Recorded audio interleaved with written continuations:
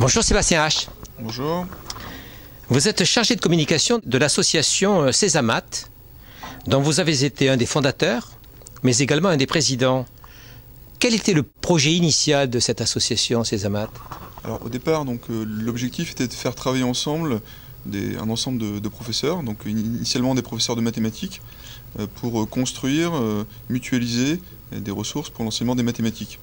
Donc Sesamat est né avec Internet, donc en 2001, même s'il y avait eu quelques années auparavant déjà les premiers signes de la construction de l'association. Et à partir de 2001, on a commencé à rassembler des professeurs qui étaient isolés sur Internet, qui créaient leur propre site. Et on a eu toute une période où on a mutualisé les expériences, jusqu'à créer en 2005 l'un des premiers manuels sous licence libre, qui nous a permis de mettre en place un travail collaboratif d'ampleur, puisque dès l'époque, il y avait à peu près une cinquantaine d'enseignants qui ont travaillé collaborativement pour construire un manuel scolaire. Mais comment arrive-t-on à vouloir créer un manuel scolaire uniquement en mutualisant des ressources par une cinquantaine d'enseignants? Alors au départ, la première phase, en 2001, c'était une phase de mutualisation. Donc les enseignants envoyaient leurs documents, oui. Donc on a créé une grande banque de ressources de documents, et très vite on s'est rendu compte qu'il y avait des redondances, des trous, des choses qui manquaient. Et c'est à ce moment-là qu'on s'est rendu compte qu'il y avait besoin d'une vision plus éditoriale afin de pas seulement juxtaposer des choses, mais discuter. Il y avait une envie de discuter sur les façons de travailler. Et finalement, le manuel scolaire est un bon moyen, c'est aussi un défi, hein, de discuter de ces choses-là, quoi. C'est aussi une bonne façon de faire entrer les nouvelles technologies directement dans la classe. Paradoxalement, le papier est un bon vecteur pour le numérique. Faire un manuel numérique, c'est du présentiel ou c'est uniquement de la virtualité avec des documents que l'on s'échange sur le net? C'est beaucoup de virtualité, un petit peu de présentiel. D'ailleurs, beaucoup des auteurs ne se sont jamais rencontrés, donc il y a eu un petit peu de présentiel parce que c'est difficile de rassembler physiquement les gens. Je pense que par contre, c'était important quand même qu'il y ait un petit peu de présentiel pour ne serait-ce qu'entretenir la motivation. Et après, c'est énormément de travail en ligne. C'est des interfaces qui ont été créées spécifiquement pour s'échanger les documents, pour travailler sur les différentes versions, pour les améliorer systématiquement. Et après, c'est une expérience progressive du travail collaboratif. Vous n'êtes pas arrêté à la classe de 5e? Non, on a fait tout le programme de collège. Et là, maintenant, on en est à la deuxième révision du programme, hein. L'année prochaine, ce sera à nouveau le manuel 5e, 3e édition. Donc, il y a aussi tout un travail d'amélioration des contenus qui est important. On ne s'est pas arrêté simplement au défi de faire un manuel, on a continué, on a essayé à chaque fois d'améliorer les ressources. Et puis à partir depuis maintenant un an, on s'intéresse au premier degré, en particulier à la liaison entre l'école et le collège, puisqu'on fait un cahier d'exercice pour la classe de CM2. On s'intéresse aussi à la liaison avec le lycée, puisqu'on fait un manuel en seconde, et aussi le lycée professionnel, puisqu'on fait un cahier d'exercice en seconde bac pro. L'objectif, c'est quoi? C'est de couvrir tout le cursus de formation du premier degré au second degré? Disons qu'on réagit essentiellement aux demandes.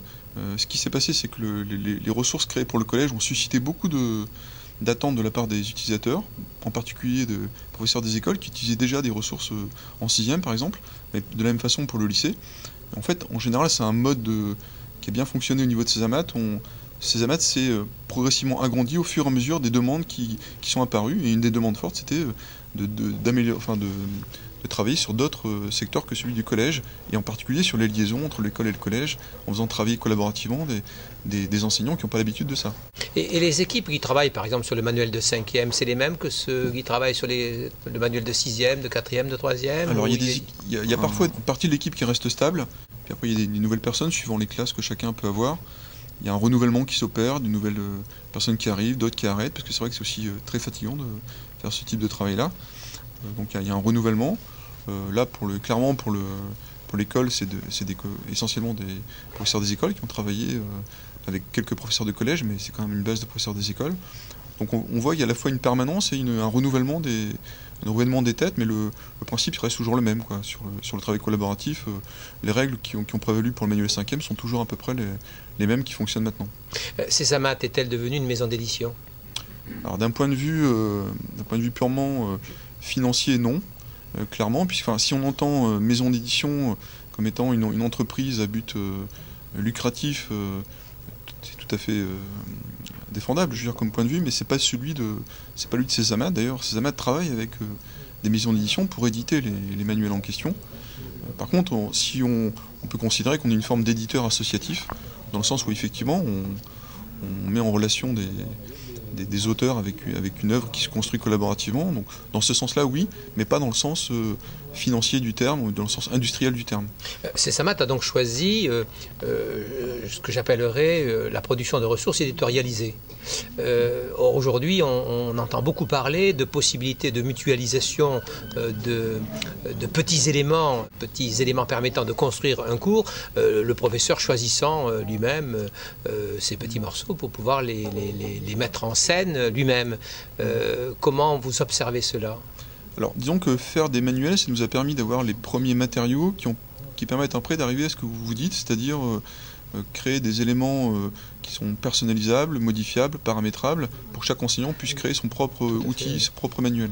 Mais au départ, il faut quand même des matériaux, il faut aussi éprouver le travail collaboratif dans un premier temps. Ça permet aussi de structurer. En fait, on s'est rendu compte que la meilleure façon de faire du numérique, c'est de passer par la structuration et l'effort du livre, qui demande quand même une grande rigueur et à la fois un découpage intéressant. Donc c'est pas du tout antinomique.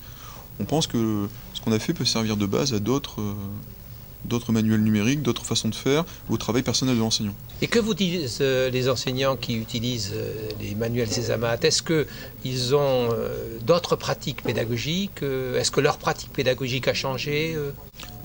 Ça dépend en fait. Ça dépend de l'entrée qu'ils ont eu dans Césamat. Certains sont arrivés dans Césamat par les outils numériques comme les logiciels Math en poche par exemple ou l'environnement Labomep qui permet de différencier et ont découvert les manuels après. Donc après coup et ont vu ça comme une offre supplémentaire. D'autres sont venus par les manuels et ensuite ont découvert qu'on pouvait à partir de ces manuels avoir une autre façon de présenter les choses dans la classe. Par exemple avec un tableau numérique interactif ou en salle d'informatique en individualisant les parcours. Donc tout dépend en fait, c'est très variable. L'entrée dans Césamat par les utilisateurs est très différente d'un point à un autre. Ce qu'on est en train de constater actuellement, c'est que tout est en train de converger. C'est-à-dire que ceux qui utilisent les outils numériques ou les outils papier, petit à petit, commencent à voir toute la palette et tout l'intérêt d'utiliser toute la palette en fait.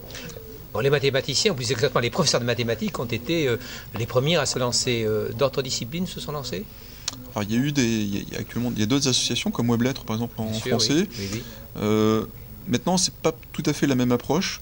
Disons dans Césamat, on a été très vite sensibilisé à la question des licences libres. C'est quelque chose qui était important. On a eu aussi beaucoup d'enseignants pro de maths qui étaient à un bon niveau d'informatique, donc ce qui nous a permis d'être autonomes dans la création de ressources. Ça, c'est un élément qui est quand même un élément important. Donc, il y a peut-être une spécificité liée aux mathématiques. De ce fait-là, simplement, on a une grosse capacité interne à produire techniquement les ressources, des sites, des interfaces.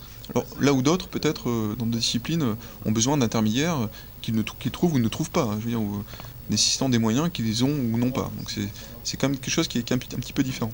Alors, une question qui n'est pas en lien avec les manuels numériques, mais qui concerne, je dirais, le numérique, tout simplement. À la rentrée 2012, s'est ouverte l'option informatique et sciences numériques en terminale scientifique. Le constat que l'on fait, d'abord après une quinzaine d'années d'inexistence de l'informatique dans le système, dans le cursus scolaire, le constat que l'on fait, c'est que bon nombre des enseignants qui assurent cette formation, cet enseignement en spécialité ISN, sont des enseignants de mathématiques. Un commentaire? Alors, Césamat a une position sur cette question qui est de dire que s'occuper des mathématiques est déjà un sujet tellement vaste au niveau donc Césamat n'a pas de position officielle sur ce point-là. Maintenant, à titre privé, à titre personnel, je pense que c'est une bonne chose en fait d'avoir ce type d'approche. Je pense que on devrait même commencer beaucoup plus tôt qu'en terminale, pourquoi pas au collège, notamment d'enseigner l'informatique. D'enseigner l'informatique, oui, tout à fait. Mais pas que ce soit une spécificité des mathématiques ou... Non, moi je pense que c'est pas lié je pense pas que ce soit lié spécifiquement aux mathématiques. Je pense que c'est en soi une discipline, ça devrait être reconnu en tant que tel, avec CAPES d'informatique, régression d'informatique, de mon point de vue, ce qui n'est pas du tout, encore une fois, je répète, une position officielle de l'association. C'est un point de vue personnel. Je pense que c'est important et ça développe un certain nombre de compétences chez les élèves qui sont vraiment nécessaires dans le monde actuel. Merci beaucoup, Sébastien H.